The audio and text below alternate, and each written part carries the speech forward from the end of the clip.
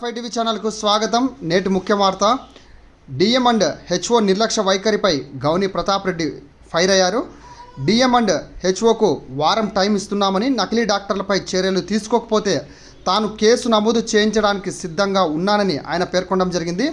అనంతపురం జిల్లా రాయదుర్గం పట్టణంలోని BCY party కార్యాలయంలో ఆయన మీడియాతో మాట్లాడారు. నకిలీ డాక్టర్ల నిర్లక్ష్య వైద్యంతో పేద ప్రజలపై ముగ్గురు చనిపోయినప్పటికీ వారిపై చర్యలు తీసుకోవడంలో డిఎం అండ్ హెచ్ఓ పూర్తిగా విఫలం చెందిందని బీసీవై పార్టీ నియోజకవర్గ అధ్యక్షులు న్యాయవాది గౌని ప్రతాప్ రెడ్డి విమర్శించారు. తూతూ మంత్రంగా గతంలో ఆ క్లినిక్లకు షోకాజ్ నోటీసులు ఇచ్చి సీజ్ చేశామని చెప్పిన మరుసటి రోజు నుండి ఆ క్లినిక్లు యథాతథంగా ఏ విధంగా నిర్వహిస్తారో చెప్పాలని డిఎం అండ్ హెచ్ఓను ఆయన ప్రశ్నించడం జరిగింది. ఇదంతా కూడా డిఎం అండ్ హెచ్ఓ నిర్లక్ష్యం వల్లనే జరుగుతోందని విమర్శించారు. దాదాపు 14 రోజుల నుండి 10 నుండి 12 సార్లు తాను డిఎం అండ్ హెచ్ఓకు కాల్ చేస్తే కనీస సమాధానం ఇవ్వలేని పరిస్థితిలో ఉండడం ఏంటంటూ ఆగ్రహం వ్యక్తం చేశారు. గతంలో ప్రభుత్వ ఆసుపత్రిలో తాను డిఎం అండ్ హెచ్ఓను కలిసి నకిలీ డాక్టర్ల సమాచారం మీ వద్ద ఉందా అని అడిగినప్పుడు మా క్రింది స్థాయి అధికారులతో మాట్లాడి సమాచారం ఇస్తానని చెప్పి నేటికి ఇవ్వలేదన్నారు. రాయదుర్గం నియోజకవర్గంలో ప్రజల కష్టాలపై నిరంతరం రాజీలేని పోరాటాలు చేస్తూనే ఉంటానని ఆయన పేర్కొన్నారు. మొన్నటికి మొన్న ఆర్ఎంపీలు చనవీర, మూసా క్లినిక్ మరియు భూపసముద్రం ఆర్ఎంపీలు అందించిన వైద్యం వికటించి ముగ్గురు ప్రాణాలు వదిలి చనిపోయినప్పటికీ డిఎం అండ్ హెచ్ఓకు నిర్లక్ష్యం కారణంగా 3 పువ్వులు 6 కాయలుగా క్లినిక్లను నడుపుకుంటూ ధనార్జనే ధ్యేయంగా ముందుకు వెళ్తున్నారని ఆయన విమర్శించారు. నకిలీ డాక్టర్లపై వారంలోపే చర్యలు తీసుకోకపోతే డిఎం హెచ్ఓపై కేసు నమోదు చేసే బాధ్యత తానే తీసుకుంటానని హెచ్చరించారు. పేద ప్రజల ప్రాణాలంటే అంత చులకననా అంటూ ఓ స్థాయిలో ఆయన ఫైర్ అయ్యారు. జనవరి 2025లో అలాగే ఫిబ్రవరి, మార్చి నెలల్లో ముగ్గురు ప్రాణాలు పోయినాయి. ఒక్కొక్క నెల ఒక్కొక్కరు ప్రాణాలు పోయినాయి. డూప్లికేట్ డాక్టర్ల వలలో పడి వాళ్ళు చేసిన తప్పుడు ట్రీట్మెంట్ వల్ల ముగ్గురు ప్రాణాలు పోయినాయి. ఆ విషయంలో చర్యలు తీసుకోవాలని చెప్పి డిఎం అండ్ హెచ్ఓ గారిని నేను అడిగినప్పుడు మాకెవరు కంప్లైంట్ చేయలేదు అని చెప్పి తప్పించుకునే ప్రయత్నం చేసినారు. నేను కంప్లైంట్ చేస్తానని ఆ రోజే నేను గవర్నమెంట్ హాస్పిటల్లో రాయదుర్గంలో సిహెచ్సిలో నేను చెప్పినట్లుగానే నేను కంప్లైంట్ ఓరల్గా కాదు, నేను రైటింగ్లో పంపించాను కంప్లైంట్. ఇప్పుడు డిఎం అండ్ హెచ్ఓ గారిని మనము ఛానల్ ద్వారా, ఇది టెలిఫోన్ కాల్ ద్వారా కనెక్ట్ చేయడానికి ట్రై చేస్తున్నాము. నేను పంపించిందే 27th మార్చ్ కలెక్టర్ గారికి రీచ్ అయింది. అలాగే డిఎం అండ్ హెచ్ఓ గారికి, district medical and health officer గారికి 27th మార్చ్ రీచ్ అయింది. చూడండి, ఇలా నేను చాలాసార్లు డిఎం అండ్ హెచ్ఓ గారికి కాల్ చేశాను. వాళ్ళు ఎప్పుడు కానీ రెస్పాండ్ అయిన పాపాన్ని పోలే.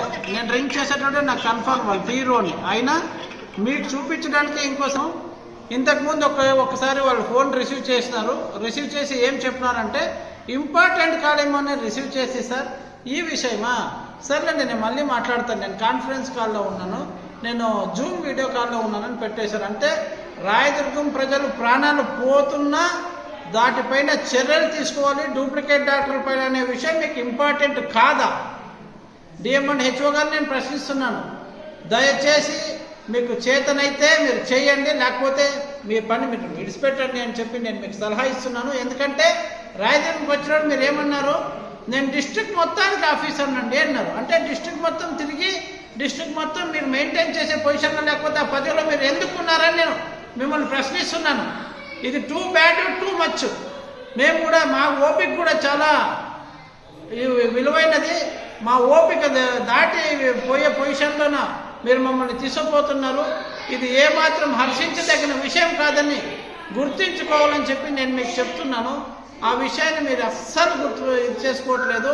నేనేమని అడిగానండి, రాయదుర్గం నియోజకవర్గంలో డూప్లికేట్లు డాక్టర్లు ఎంతమంది ఉన్నారు, ఆ డూప్లికేట్ డాక్టర్ని ఏరివేయండి, జనానికి తెలియజేయండి, ఎవరు అసలు ఎవరు నకిలీ అని తెలియజేయండి అని అడగడం కూడా తప్ప, ఈ విషయాన్ని మీరు ఇన్ని రోజులుగా, గత 100 రోజులు టైం అయిందండి. జనవరి నుంచి తీసుకుంటే ఈరోజు మనము ఏప్రిల్ 11వ తారీఖు, ఈరోజు ఏప్రిల్ 10వ తారీఖు, ఈరోజు జనవరి నుంచి తీసుకుంటే ఏప్రిల్ 10వ తారీఖు వరకు 100 రోజులు టైం అయింది. మీరు ఏం చేసినారని నేను మిమ్మల్ని ప్రశ్నిస్తున్నా. కంప్లైంట్ రాలేదు అందుకే మేము పట్టించుకోలేదు అన్నారు. అంటే ఒక మనిషి చనిపోయినా కూడా కంప్లైంట్ రాలేదని మీరు పట్టించుకోలే, రెండో మనిషి చనిపోయినా కంప్లైంట్ రాలేదని పట్టించుకోలే, మూడో మనిషి చనిపోయినా కూడా అదే మాట మాట్లాడినారని నేను కంప్లైంట్ చేశాను, రిటర్న్ కంప్లైంట్ ఇచ్చినాను. బట్ మీరు ఏం చేసినారు? రిటర్న్ కంప్లైంట్ ఇచ్చిన తర్వాత కూడా మీరేం చేశారని నేను ప్రశ్నిస్తున్నాను. మీరు చెప్పినారు ఇక్కడ రాజేంద్ర ప్రసాద్ గారు ఉన్నారండి, వాళ్ళు ఇన్ఛార్జ్ అని. రాజేంద్ర ప్రసాద్ గారికి నేను లెటర్ ఇచ్చాను, డిఎం అండ్ హెచ్ఓ మీకు పర్సనల్గా నేను లెటర్ పంపించాను, కంప్లైంట్ లెటర్. కలెక్టర్ గారికి పర్సనల్గా కంప్లైంట్ లెటర్ పంపించాను. రాయదుర్గం ప్రజల ప్రాణాలు ప్రాణాలు కాదా? పేద ప్రజల ప్రాణాలు ప్రాణాలు కాదా? వాటికి విలువ లేదా? అలాగే మీరు ఆన్సర్ ఇచ్చేటువంటి అదే ఇవ్వండి. అంటే మీరేమనుకుంటున్నారు? ఎప్పుడైనా ఏదైనా ఇన్సిడెంట్ జరిగినప్పుడే ఏదో మాట్లాడతారు, తర్వాత మర్చిపోతారు అనుకుంటున్నారా? రాయదుర్గం నియోజకవర్గ ప్రజలకు ఏమాత్రం అన్యాయం జరిగినా చివరి దాకా పోరాడడానికి ఈ గౌని ప్రతాప్ రెడ్డి ఉన్నాడు అనేది మీరు గుర్తుపెట్టుకోండి. నేను చివరి దాకా వారికి ప్రతి ఒక్కరికి న్యాయం జరిగేదాకా నేను పోరాడతాను. నేను ఈ విషయాన్ని ఇంతటితో వదిలిపెట్టను. డిఎం అండ్ హెచ్ఓ గారు, మీకు నేను 1 వీక్ టైం ఇస్తున్నా. 1 వీక్ లోపల మీరు ఇక్కడ అసలు ఎవరు నకిలీ ఎవరు, అసలు వైద్యులు ఎవరు నకిలీ వైద్యులు ఎవరు మీరు తేల్చకపోతే ఆర్ఎంపీలు పిఎంపీలు పేరుతో ఎవరైతే ఈ దందా చేస్తున్నారో ఆ దందా చేయడం కూడా మీ నెగ్లిజెన్స్ వల్లనే, మీ సహాయ సహకారాలతోనే చేస్తున్నామని వాళ్ళు చెప్పుకొని తిరుగుతున్నారు. అందరిపైన నేనే క్రిమినల్ చర్యలు తీసుకోవాల్సి వస్తుంది.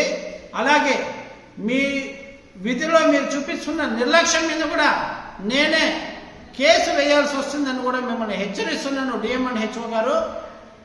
డిఎం అండ్ హెచ్ఓ గారు, గతంలో మీరు ఎప్పుడైతే రాయదుర్గం నియోజకవర్గంలో 3 ప్రాణాలు పోయినప్పుడు మీరు వచ్చినప్పుడల్లా కొన్ని క్లినిక్లు సీజ్ చేసిపోవడం జరిగింది.